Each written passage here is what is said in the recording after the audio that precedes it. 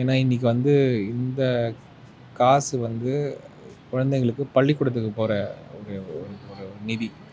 இந்த நிதியை நம்ம வந்து அவங்களுடைய கல்விக் கொள்கையை ஒத்துக்கலன்ற காரணத்துக்காக நிறுத்தி வச்சிருக்காங்க.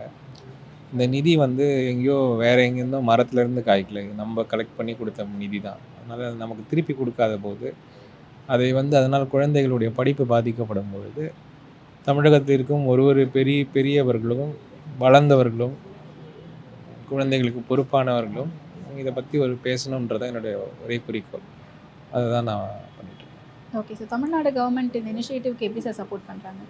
தமிழ்நாடு கவர்மெண்ட் முதல்ல இருந்தே இதுக்கு ரொம்ப சப்போர்ட்டிவா தான் இருக்காங்க. ஓகே. அதாவது இந்த விஷயத்த கையில எடுத்து பல இடங்களில் போராடி, பல ஃபோரம்ல போராடியிருக்காங்க. இது முதலமைச்சரும் சரி, கல்வித்துறை அமைச்சரும் சரி, ரொம்ப சிறப்பா அதில செயல்பட்டுருக்காங்க. ஓகே. அவங்களால முடிஞ்ச எல்லா விஷயங்களும் பண்ணிட்டு தான் இருக்காங்க. இது வந்து ஒரு மக்கள் பிரதிநிதியாக, ஒரு நாடாளுமன்ற உறுப்பினராக, இது என்னால பண்ணக்கூடிய ஒரு விஷயமா தான் நான் பார்க்குறேன். ஓகே. எனக்கு தெரிந்த முறையில நான் பண்றேன்.